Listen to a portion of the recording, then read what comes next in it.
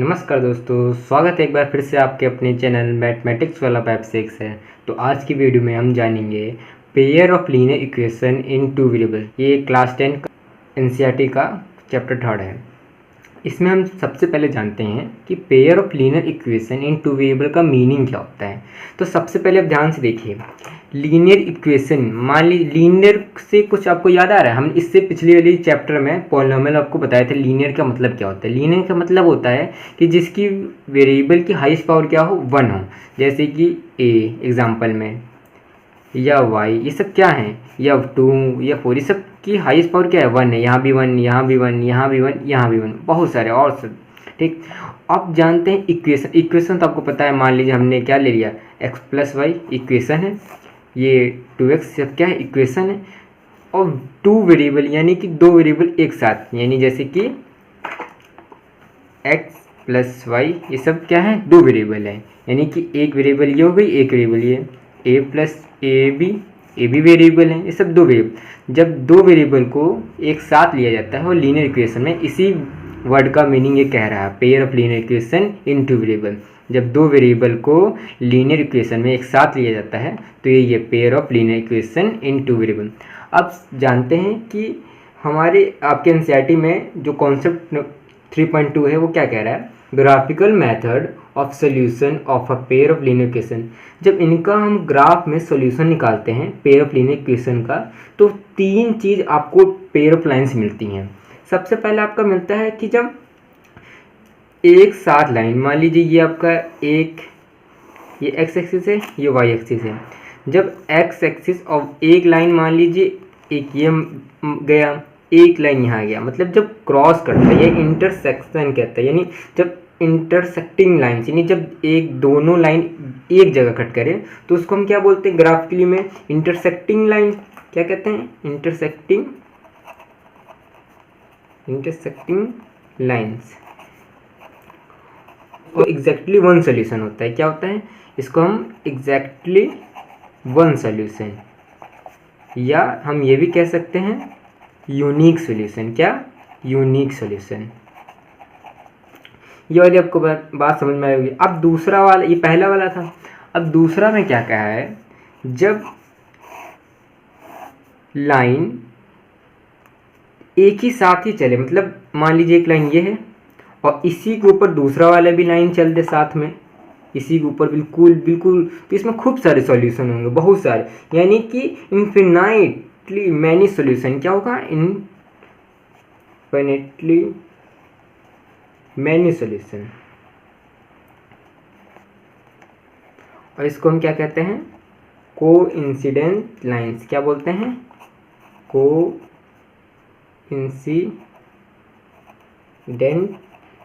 Lines. इसको कौन सा बोलते हैं, लाइन कोइंसिडेंट, यानी एक पे ही दोनों लाइन चले। जैसे इंटरसेक्टिंग यानी दो एक जगह कट करे, यहाँ खूब सारे सॉल्यूशन कितने, मैंने इसमें एक सॉल्यूशन है और एक ही पे दोनों लाइन चल रहा, ये दूसरी कंडीशन होगी। तीसरी कंडीशन क्या बोलती है, तीसरी कंडीशन ये बोलती है कि जब लाइन पैरेलल में हो, यानी कि कभी कट ना करे, यानी कि इसमें नो सॉल्यूशन। क्या होंगे, सबसे पहले नो सॉल्यूशन होंगे कि भाई कहीं कट ही नहीं करेगा, नो सॉल्यूशन। और दूसरी चीज़ ये क्या होंगी, पैरेलल लाइन्स होंगी। क्या होंगी, पैरेलल लाइन। तीनों आपको मैंने कॉन्सेप्ट बता दिया है, इसी से क्वेश्चन बनेंगे। अब सबसे पहले हम जानते हैं कि इंटरसेक्टिंग लाइन और कोइंसिडेंट लाइंस या पैरेलल लाइंस, इनका जो रेशियो होता है कंपेयर करेंगे। चलिए मान लीजिए अब हम करते हैं पहला कॉन्सेप्ट, ये वाला है जो पहला वाला है, इंटरसेक्टिंग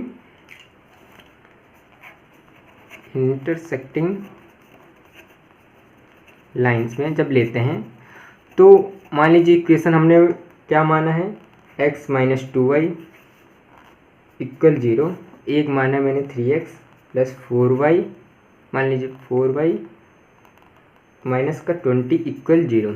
ये दो आपने इसको लाइन माने हैं, है ना। और इंटरसेक्टिंग है, क्यों जब इंटरसेक्टिंग है क्यों है, अभी मैं बताता हूँ क्यों। क्योंकि जब इनका रेशियो कंपेयर किया जाता है, मान लीजिए यहाँ पे क्या है 1, यहाँ क्या है 3, यानी इसको हम a1 ऊपर वाले को इक्वेशन को 1 मानेंगे, इस वाले को 2 मानेंगे। तो जब a1 के आ गया, यानी कि ये वाला टर्म 1, अब a2 क्या आ गया 3, ठीक। अब ये वाले को मानते हैं b, b1 क्या है -2, b2 क्या है +4, c1 क्या है, c1 क्या है कुछ नहीं 0, c2 क्या है 0, 0 नहीं है, ये -20 है तो -20 लगा देंगे क्योंकि कॉन्स्टेंट नाम है ना, और यहाँ पे तो 0 ये c कुछ है ये नहीं। अब देखिए कंपेयर करते हैं। अब a1/a2 को b1/b2 के रखते हैं इक्वल में। a1 क्या है 1, a2 क्या है 3 इक्वल, b1 क्या है -2, b2 क्या है 4। ये क्या इक्वल आ रहे हैं? नहीं इक्वल है, यानी कि जब हम इंटरसेक्टिंग लाइन लेते हैं तो इक्वल नहीं होते हैं। a1/a2 is not equal to b1/b2। ये जो कॉन्सेप्ट है ये आपके इससे क्वेश्चन बहुत सारे लगेंगे। ये आपको कॉन्सेप्ट आपके एग्ज़ाम में बहुत बार पूछे जाएंगे। ये कॉन्सेप्ट लिख लीजिए।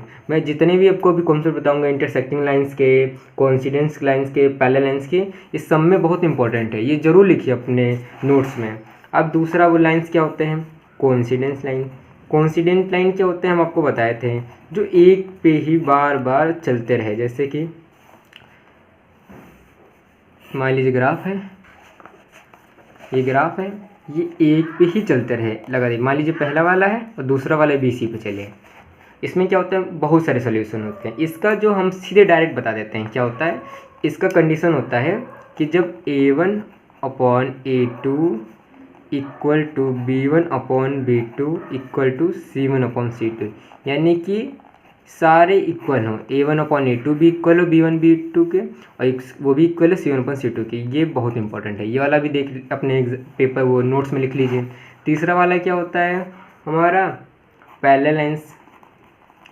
पैरेलल लाइंस, पैरेलल लाइंस क्या होता है भैया? इसमें होता है a1/a2 इक्वल होता है b1/b2 but not equal to c1/c2। ये भी लिख लीजिए अपने उसमें नोट्स में, ये बहुत इंपॉर्टेंट है। जितने भी तीन आपको मैंने ये जो कॉन्सेप्ट बताए हैं, इंटरसेक्टिंग लाइंस के, कोइंसिडेंस लाइन के, पैरेलल लाइंस के, बहुत बार पेपर में पूछा गया है। इससे क्वेश्चन बहुत ही बार बने हैं, आपके इंटरनल में भी पूछे जाते हैं। आई होप ये वाला जो कॉन्सेप्ट बताया हूँ आपको समझ में आया होगा।